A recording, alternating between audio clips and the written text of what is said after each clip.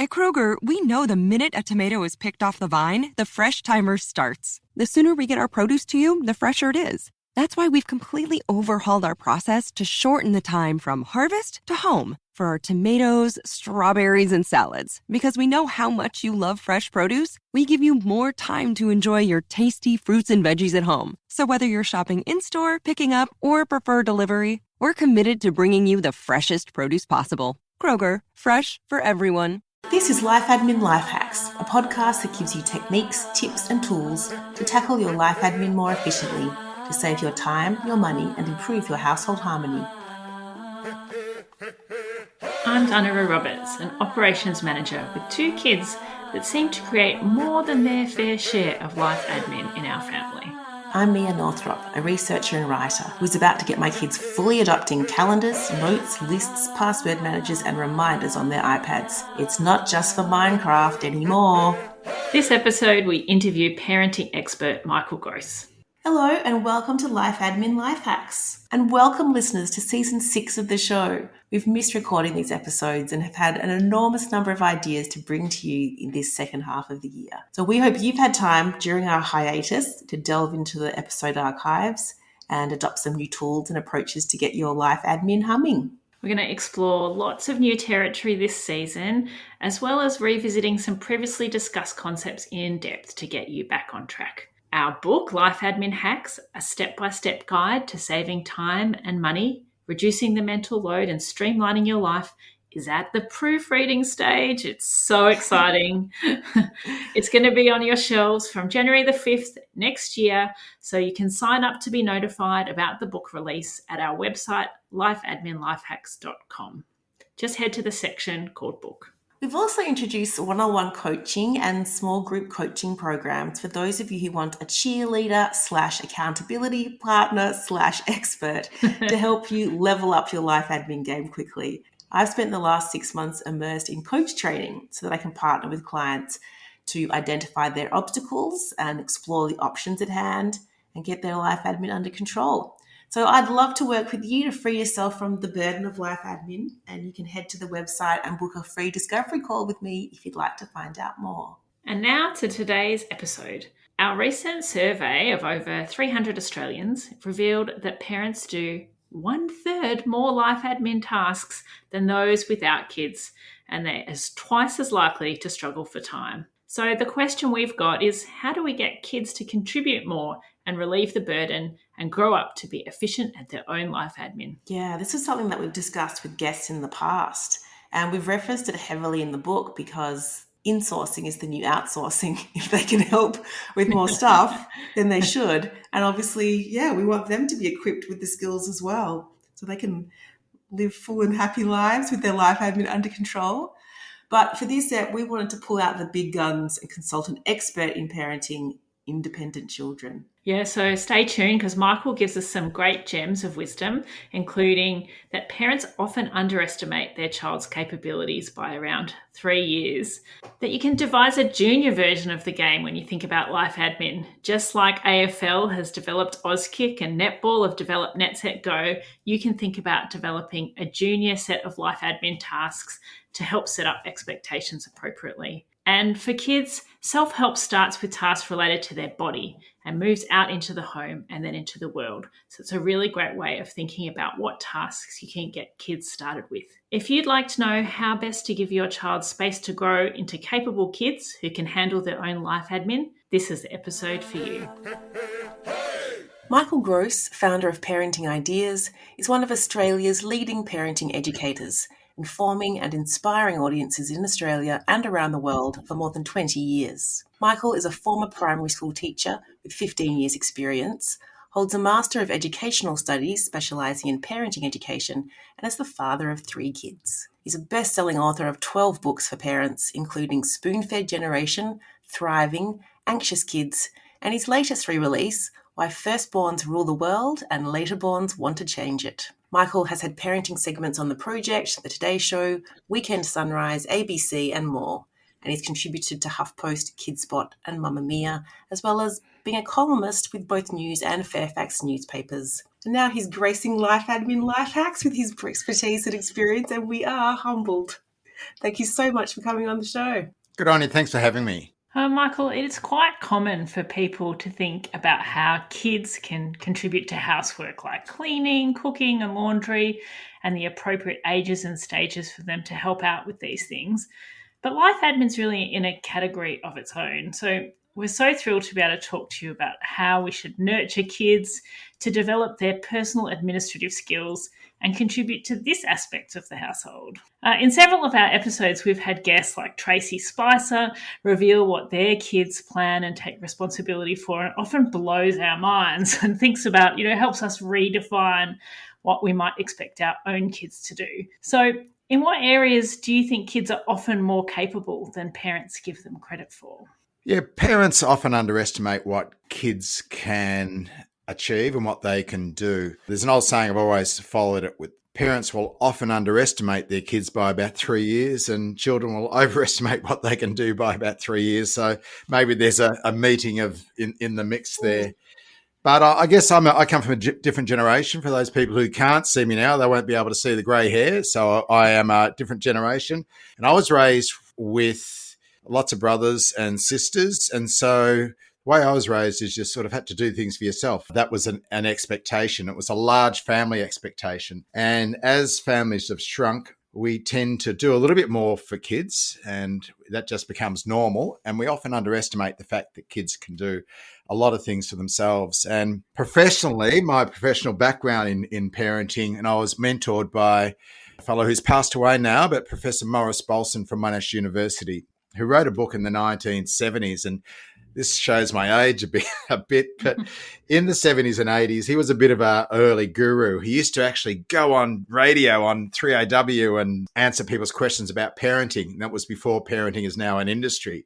They were the days when if you went to a parenting session, you'd sort of only whisper it because, education was sort of linked with poor parenting. Now it's very normal, which was good. But Murray always used to say, never regularly do for a child the things a child could do for him or herself. So the whole notion of, I guess, parenting from that perspective, and I guess it's in my DNA, is as much as you possibly can, standing back and allowing kids to do things from the earliest possible age. And that's even toddlerhood. I know I've had my bag carried into parenting seminars by 3-year-old toddlers whose parents say, no. And I go, yeah, okay, you can help. And, it's carried for about 1.5 feet, about half a metre put down, but at least they're trying. So it's often in those early years, if we can actually grab those efforts for them to help and to do things for themselves, it often becomes normal and becomes a pattern. So I always say start early. Yeah, I do love that saying of never regularly do for a kid what they can do for themselves. And I think about that when I'm hanging up towels in the bathroom, when I'm putting plates in the dishwasher, thinking, is this regularly? How regularly am I doing this? Blows my mind. Yeah, and this is where we need to keep balance. Otherwise, life becomes very slow. Yeah. And I remember I was an at-home dad for my youngest child. I've got 3 kids, and I was the at-home dad for my youngest child. And my wife went back to work. And I remember I used to add about 5 minutes to every interaction with her because she wanted to do it herself. So going, dashing out the door to kinder, I'd be going, I'll do up your shoes. She'd say, no, I can do. Very frustratingly, you stand back and allow her to do it. But I think if you did that all the time, nothing would ever get done. So there is a little bit of a balance. But I think most parents, if you're a parent and listening to this with younger kids, you'll know that you actually need to slow yourself down a little bit and moving kids' pace, particularly if you want to develop that little bit of independence and teach them how to be organised. Yeah, and that I can do, the focus of what those tasks are very much changes when they hit teens, teenagers.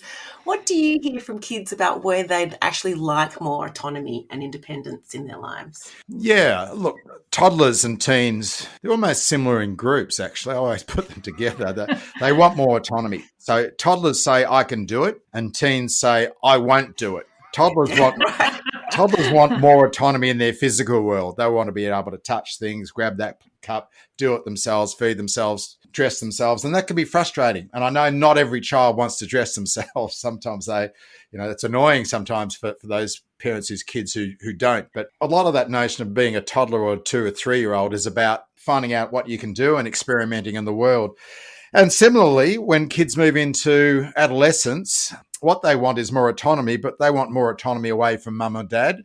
They want more autonomy in the physical world. They are similar in lots of ways, but what they want autonomy for and independence is a little bit different. So older kids really often want just more self-sufficiency, an opportunity to grow away from mum and dad and get some more freedoms, which I guess was granted to kids a few generations ago. You know, I grew up in an era where I think I was 12 or 13. I remember catching a train from Oakley, where I lived, into the city and going to the football, the MCG, or going to the movies on my own. And I know my own kids at that similar age, I didn't have that same view. So I didn't grant them the same freedoms as that were granted to me. So it is more challenging for parents to grant kids those freedoms as well in this day and age. Yeah, it's a really interesting point, Michael, because I find myself doing the same thing, hesitating to give my daughter, who's 14, complete control of her schedule, for example, something which when I was 14, I had complete control of my weekends. I had to get to my own tennis competition and arrange it for myself, whereas I'm still kind of organising her schedule. So why do you think parents are hesitating to get kids to contribute more and control more of their lives? Yeah, that's a really interesting point. I think there's a few factors at play. Firstly, I mentioned earlier that I was born in an age of larger families, although I was in a family of 4, so technically it's probably not a large family. But certainly in larger families, kids were granted more freedom because mum and dad tend to delegate more. They tend to be the facilitators of the family. They can't do everything for every child, so often an older sibling would step in and do some of the parenting or look after a younger one. So mum and dad naturally step back. And as families have shrunk, and the mean number of kids in a family now is 2 in Australia, we tend to parent more individually. In some way, we know a lot. We know when so I often joke to parents, if you have 5 kids, you wouldn't know if the youngest one turned up for breakfast. But job's right, just come and tell me if you're hungry. Whereas when you've got 2 kids, you know exactly what they've had for breakfast and what's coming up. So we know a lot. Raising kids is always about space and intimacy. Space is the opportunity to grow away and do things on your own without someone looking over your shoulder. Intimacy is that opportunity for relationships. When we've got big families, intimacy is hard. It's hard to have a one-on-one relationship with every child, but space is easy. When you've got small families, space is our challenge, giving kids an opportunity to grow away and do things without us looking all the time, and intimacy is easy. So in some ways, it's to do with the smaller families. We know a lot about our kids.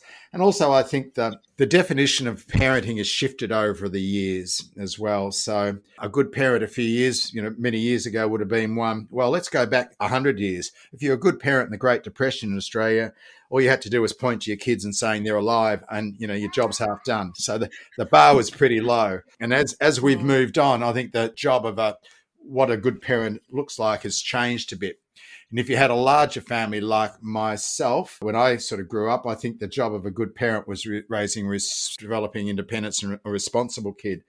And as families have shrunk and generations have moved on, I think a lot of parents judge their parenting a little bit on what their kids can do. We have a lot of vested interest in raising our kids. And so I think sometimes we over control just that little bit. We want to make sure that the kids can do everything and solve every problem. So sometimes stepping back is the challenge. And we know in larger families, it doesn't matter if you've got when you've got a family of 5, for example, parents are always stricter and closer in proximity to the firstborn child. By the time you get down to the 5th one, they have a great deal of space. Now, when we've only got 2 kids in a family, we sort of practice and cut our teeth on the first one. And we know that the first one, regardless of whether they're a small family or a large family, that first child never gets as much freedom as the last one. Parents get tired, they get worn out, they work out what's important and what's not. By the time they get to the 5th, 6th or 7th, they're in bed by the time the 7th one comes along. But if that ever happens, the smaller family and lack of space, and also the change in what we see as what a good parent does, means that we're just a little bit more tied up with what our kids do. So as parents, what can we do to give our kids that independence? If we don't have 5 kids and we can't rely on that, the space that happens in a large family, what should we be doing? It's a really hard one. That's where, if we can start early, so part of the trick is starting with any process, is whatever process you put into place, it's really useful and it becomes normal. So I'm watching my daughter who's got 3 kids, and I'm just noticing how her 3-year-old, she spends a lot of time with her language, what I call languaging. A language is can you get this for me? Harry, pass me that. Harry, can you take that, Carrie? So poor old Harry's doing lots of things which mum would probably do for herself. She gives him the opportunity to cut his own food, to put the food on the floor, to clean it up, etc. So the expectations are fairly high at a young age. That's part of the trick, is getting in early. But I think sometimes it's just realizing the fact that kids will survive without us. Sometimes an illness in the family, when mum gets ill or gets very, very busy. And you notice I said the word mum there, because often it's mums that are primary parents. But sometimes when we get absolutely busy, we stop doing things for kids, and then they'll suddenly fill the gap and start to do things for themselves. But having said that, sometimes when we're so busy at home, when both parents are working, we haven't got the time to allow kids to go at their own pace. So it's easier sometimes to clean up the mess. It's easier sometimes just to feed them and get out the door. It's easier sometimes to give in to kids, because I don't want to have that battle. Busyness is really hard.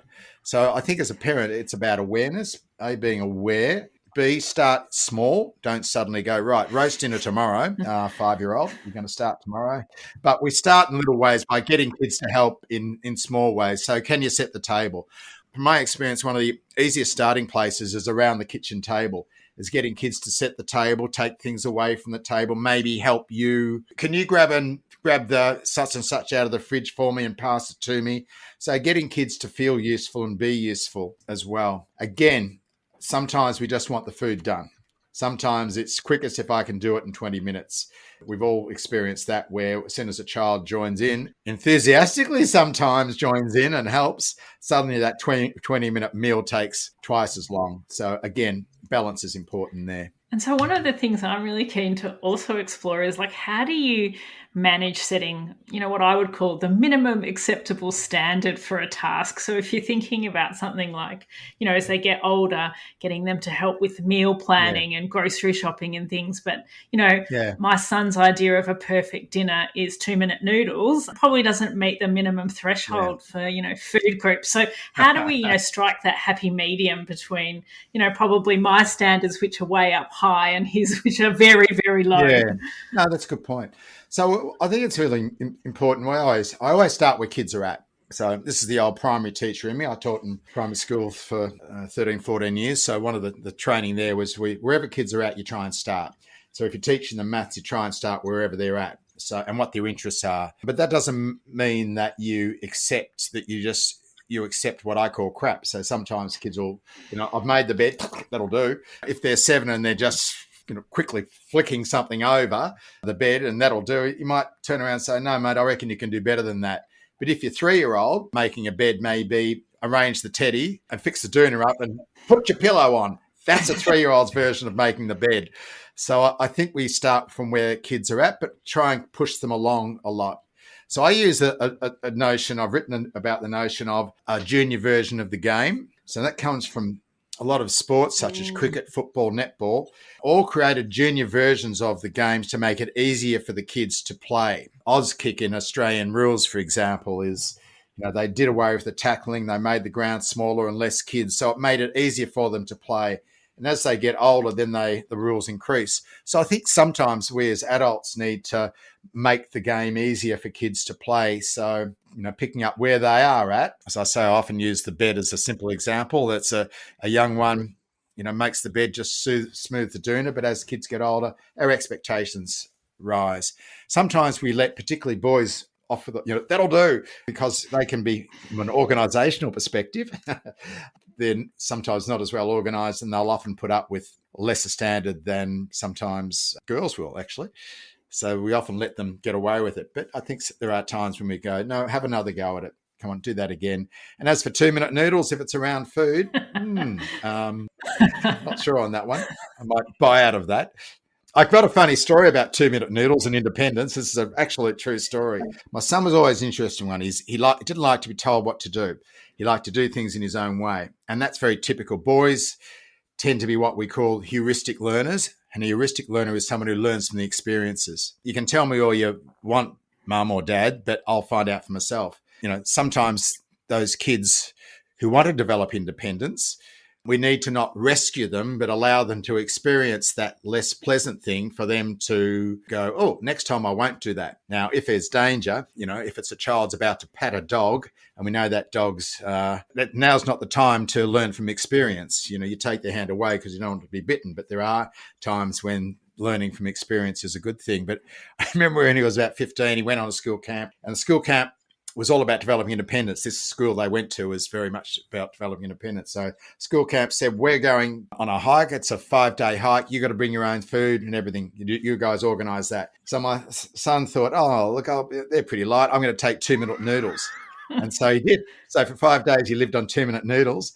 And he got back and he said it was the worst decision he ever made because his friends had food, which was really nice, and he had 2-minute noodles. The teachers laughed about it. We spoke to them later and they said, look, we could have got him out of it, but it was a stupid thing he did.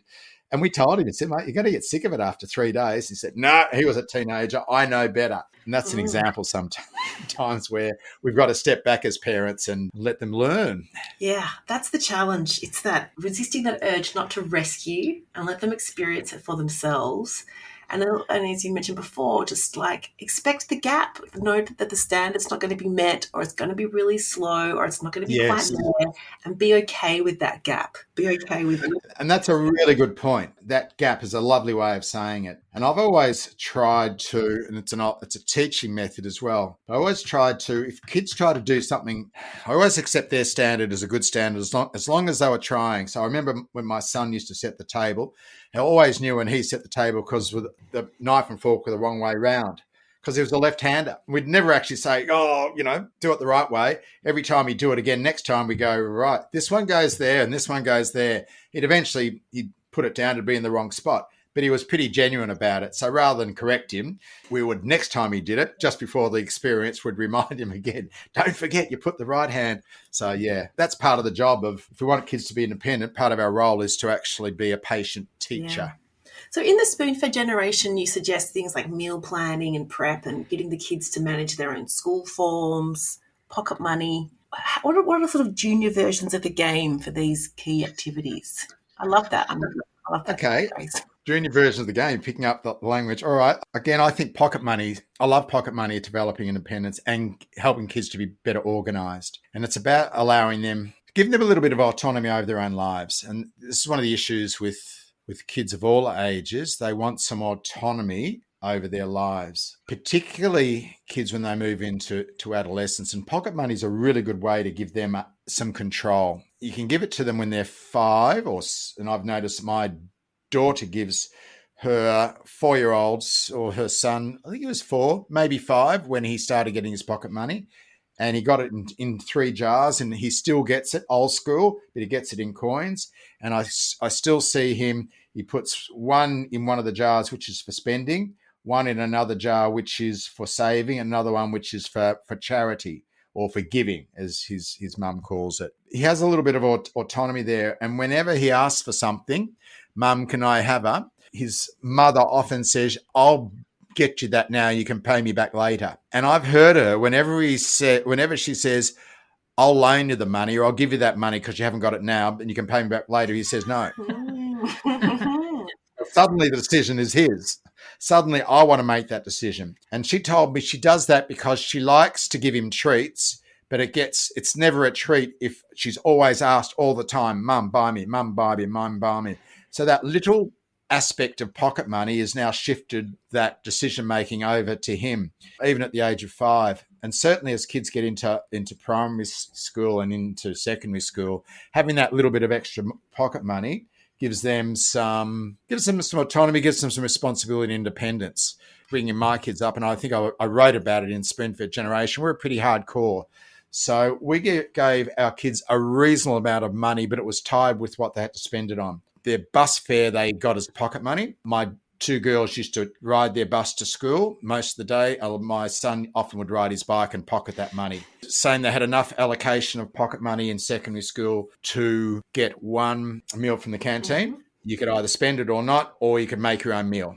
Again, that's just that expanding. So it's expanding what they get, but also expanding what they had to spend it on. It also helped, and I think it's sometimes a good idea for parents to have some benchmarks, to have a chat, and maybe if there's two of you in the family, to work out what's a benchmark? What am I willing to do, and when am I willing to hand over responsibility to a child? And that's really what it is. There's a difference between a child as a helper and a child taking some responsibility. And responsibility means if a child forgets it, they've got to fix it up. So we decided in our own family, and I just mentioned this as a benchmark or as an example for people.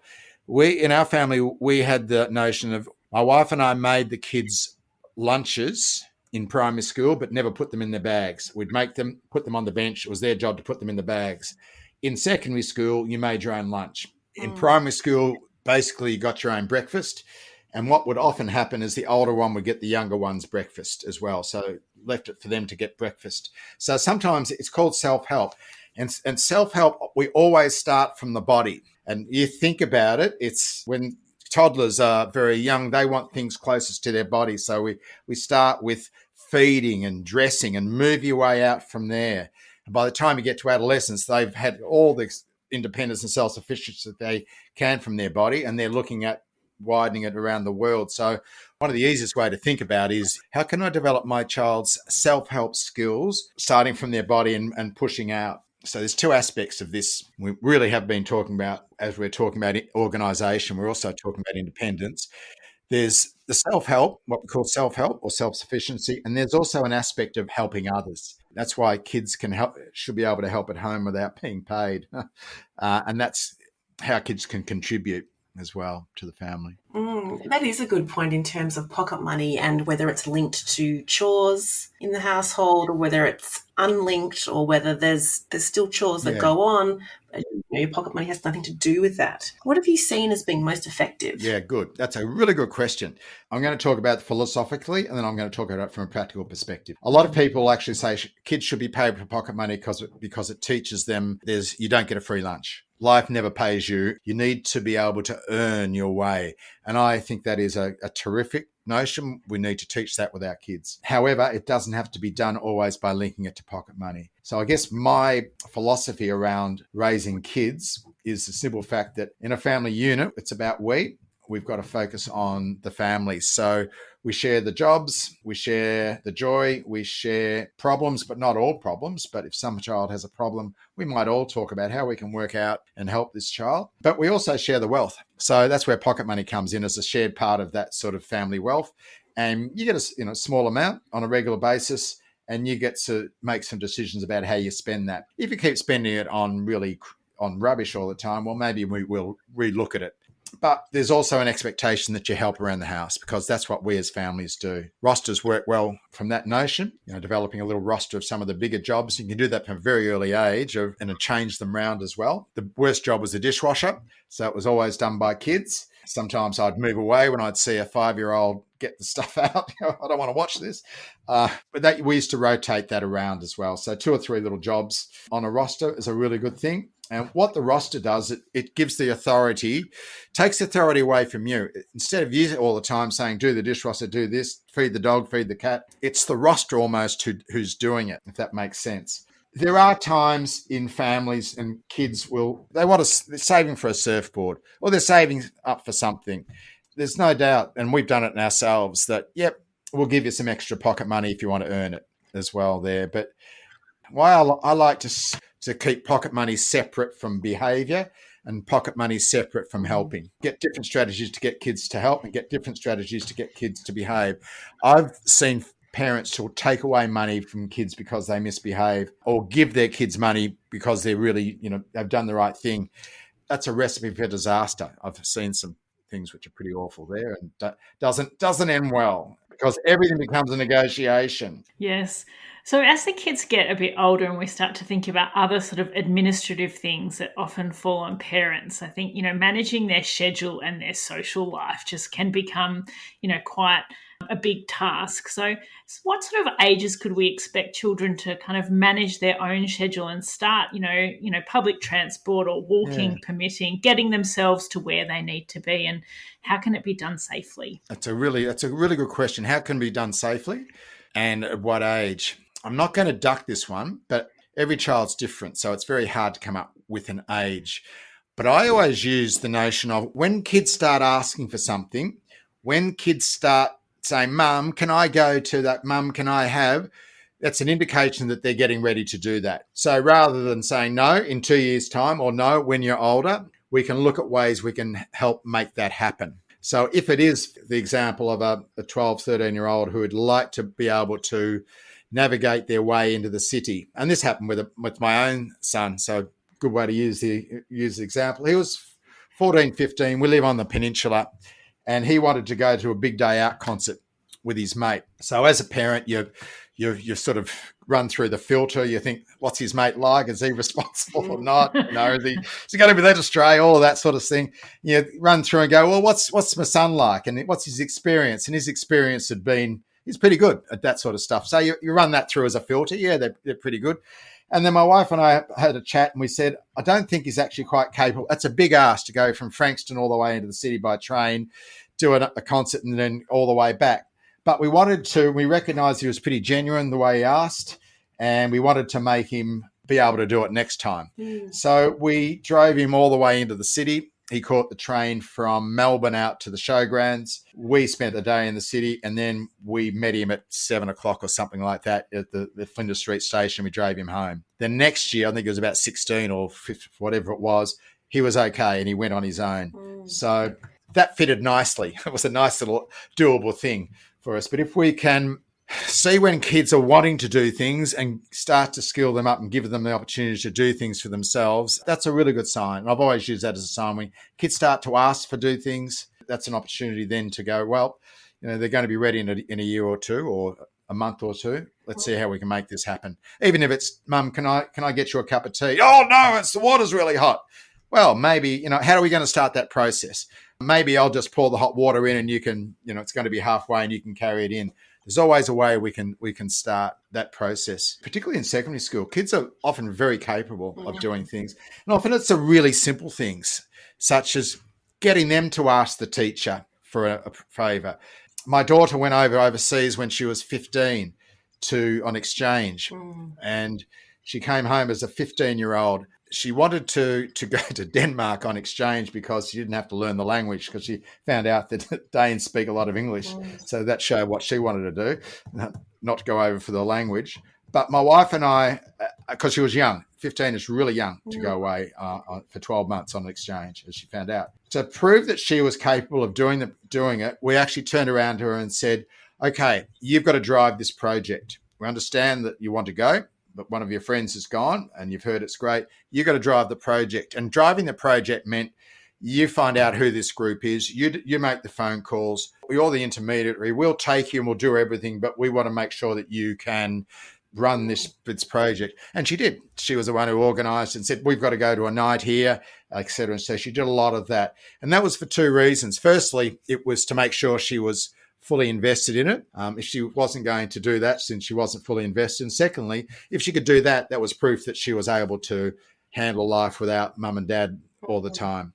My other thing I often say with kids, particularly with teenagers, when they say they want to go somewhere, I often say to them, convince me. You want to do this, now convince me, tell me about what's happening. Well, and that's often a good way for either them to realise that maybe it's going to be harder than they thought, whatever it is. And secondly, it'll give you an idea if they've got an understanding as well. That makes me laugh, Michael, because a friend of mine recently received a PowerPoint presentation from their 7-year-old about why they should get a dog. So I think they took the convincing their parents to a whole new level. So I have a theory about pets, and there's a deferred notion to pets. Parents always look after their kids' pets because their parents looked after their pets. Think about that one. Yes.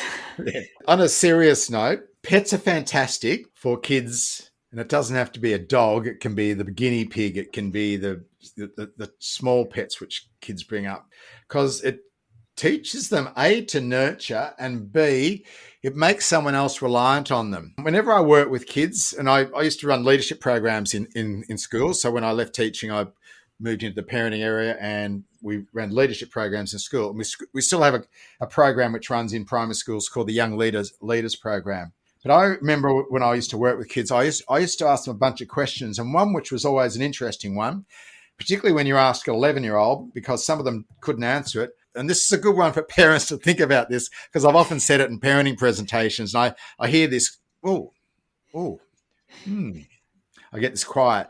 And it's just this simply, what do you do at home that someone else relies on? What is it that you do at home that someone else relies on?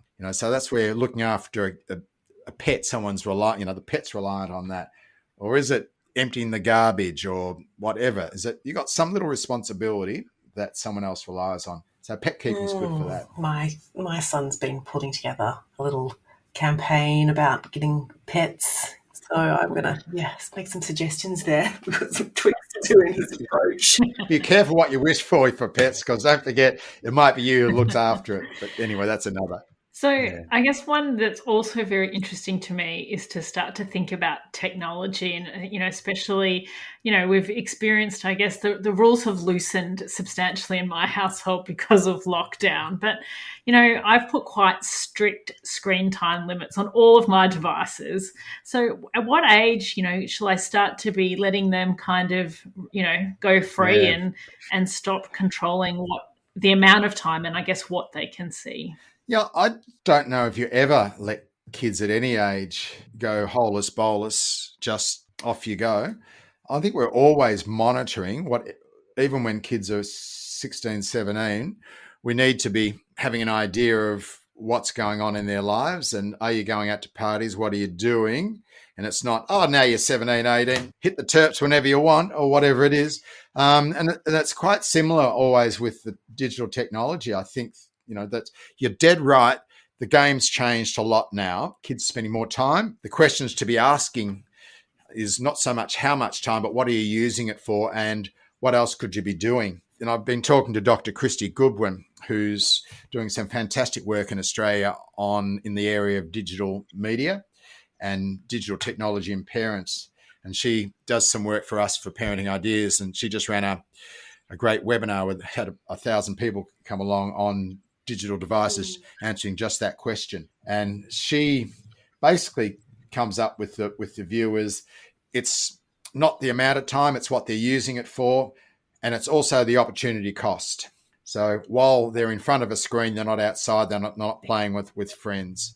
And again, I'm going to go back to the whole notion of it is all about balance. And if your child's learning all the time and does all their learning in front of a screen, there needs to be other opportunities to do learning. If they're involved in entertainment, always in front of a screen, they're not being entertained in other places. So it really is that opportunity cost is now we're looking at as one of the big things. So no easy answer to that one, but have a look at the balance and make sure kids are not just spending all their time there, but playing outside, mixing with other people, mixing with the family. And often, and we've discussed this to a lot, it's often the kids who are at risk who fall through the cracks when it comes to digital media.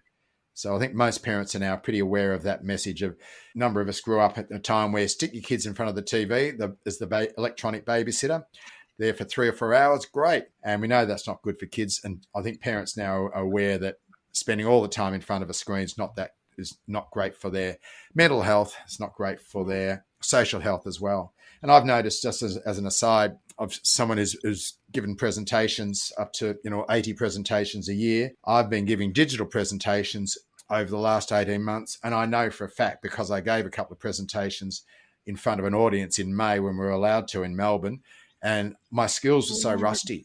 I'd forgotten what it's like. And I suddenly realized, wow, I'm digitally okay, but my skills in front of away from the digital are not any good because I've gotten very rusty. It's part of our lives. There's no doubt about it. It's part of our lives, but there's also other aspects of our lives as well. And that follows through with kids. So I don't think we ever divest our responsibility as parents. Even when they're teenagers, we need to be what I call monitoring, knowing what's going on, having those conversations, 3 hours, you reckon that's a good enough time?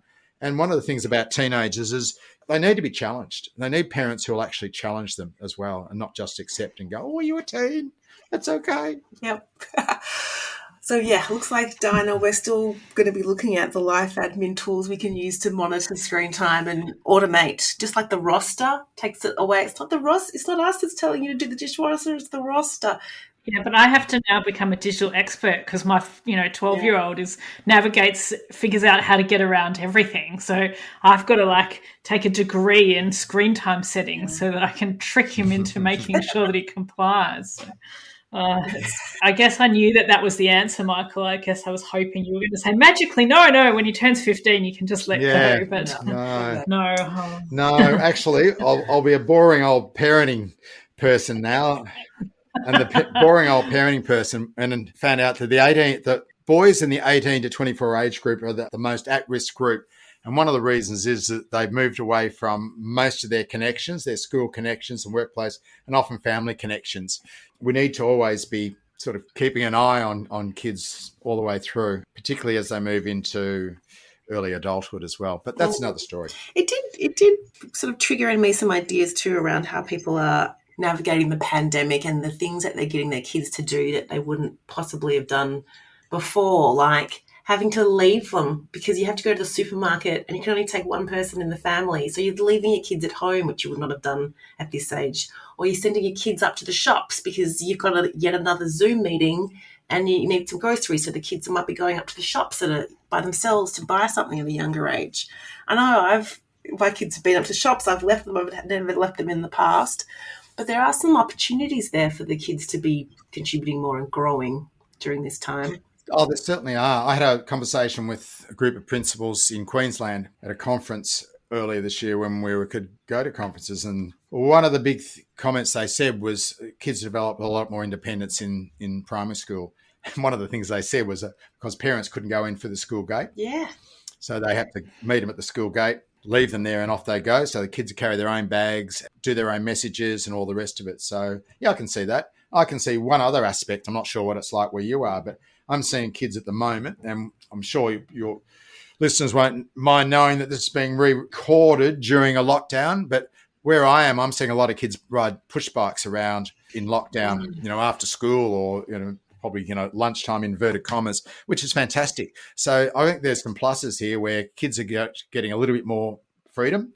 They're not as fully invested in after-school activities, and a lot of kids in this day and age have very busy after-school activities. And there's a cost to that. And one of the costs is that kids miss the opportunity to keep themselves busy, miss the opportunities of just having a bit of fun and mucking around. So it looks like mucking around might be back on the agenda for a bit as well. So there's some pluses there. Yeah. And the parenting researcher actually says that why mucking around and play is really important and free play puts a locus of control on kids. They can control it as opposed to doing after school activities which adult organised and adult initiated. So when kids start to play their own things, they become very creative. They practice conflict resolution. They do a whole bunch of stuff as well that we adults don't know about. In a way, we don't really want to know about it until something. Don't come to me unless you've got some blood is the reaction. Yeah, I laughed when they closed the playgrounds and the kids in our neighbourhood just gravitated to an oval where there's this massive pine tree, and instead of them all climbing over the climbing equipment in the playground, they were all in this one tree making cubbies and hanging out.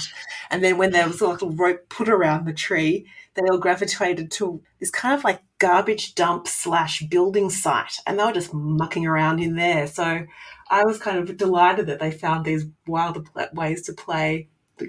Can't be deterred by the playground being closed. Yeah, it's great. Lovely story.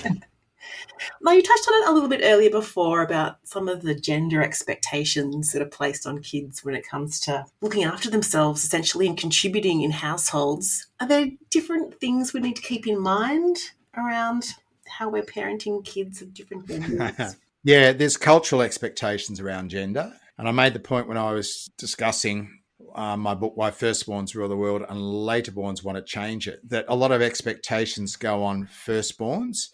However, if the firstborn for some cultures is a girl, then maybe the firstborn boy, who may be second in the family, is treated more like a firstborn, and the expectations are higher. So we certainly have gender expectations, but I think also too that there's a natural predisposition for girls at a young age to be reasonably better organised than boys. So that's around the early brain development. Boys will often need more coaching. And I'm sure there's parents who are listening to this going, yes.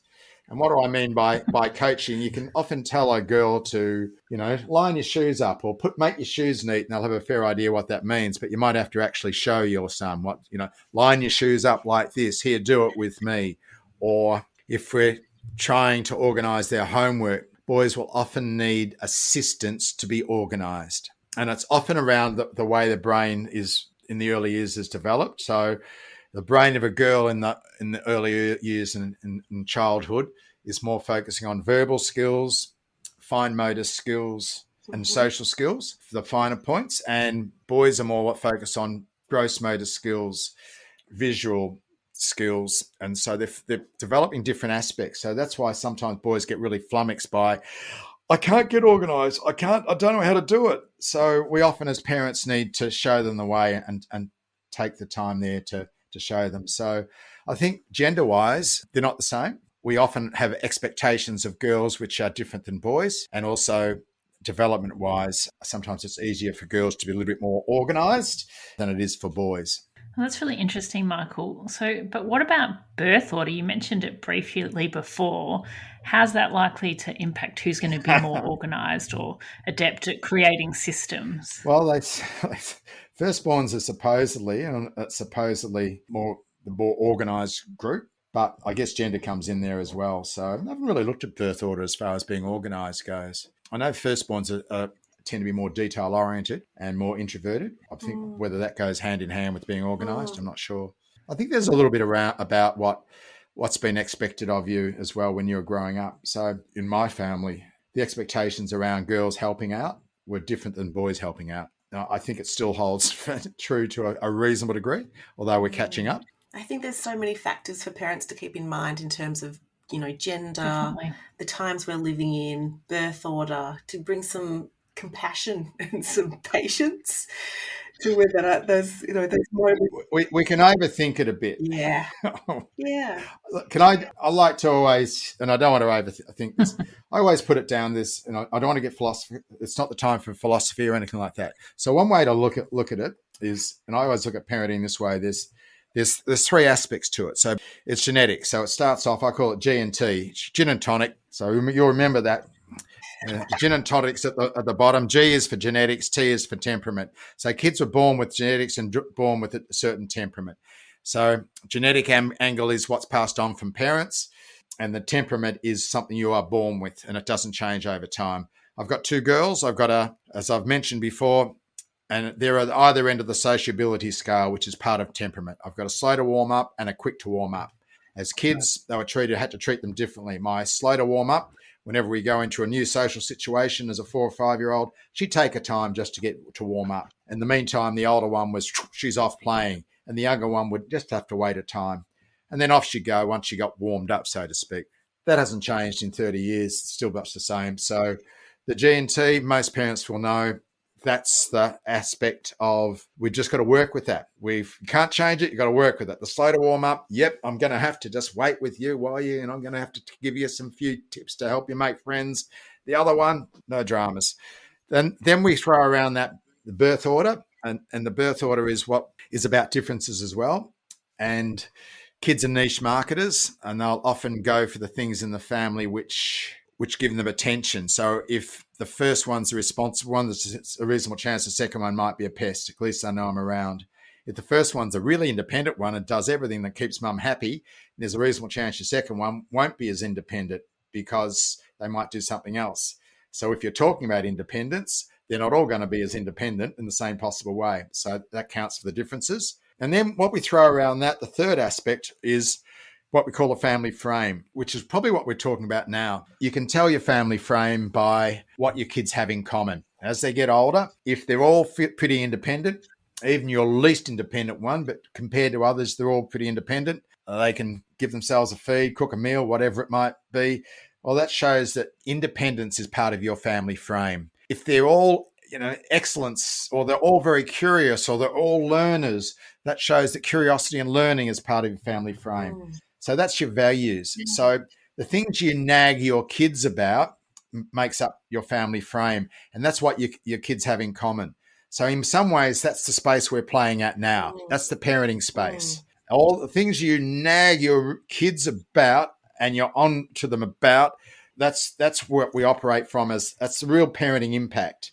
You've got to adapt to the genetics and you've got to work around that. And, I love my child to be independent, but he's not quite there. He hasn't got the skill set, hasn't got the temperament set. We'll do our very best, but it's the commonalities. That's the space we're playing at.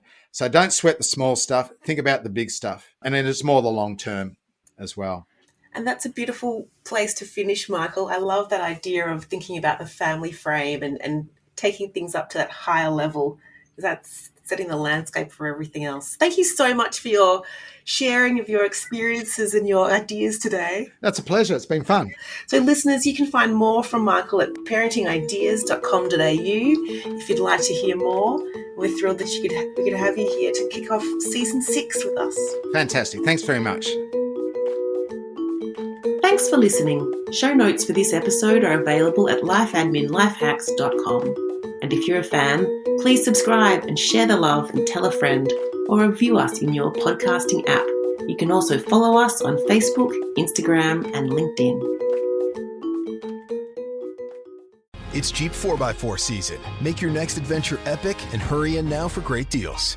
Now well-qualified returning FCA lessees get a low-mileage lease on the 2023 Jeep Grand Cherokee Laredo 4x2 for $369 a month for 24 months with $2,999 due at signing. Tax, title, license extra. No security deposit required. Call 1-888-925-JEEP for details. Requires dealer contribution on lease through Ally Financial. Current lease must end by 6/3/24. Extra charge for miles over 20,000. Residency restrictions apply. Take delivery by 5/31/23. Jeep is a registered trademark.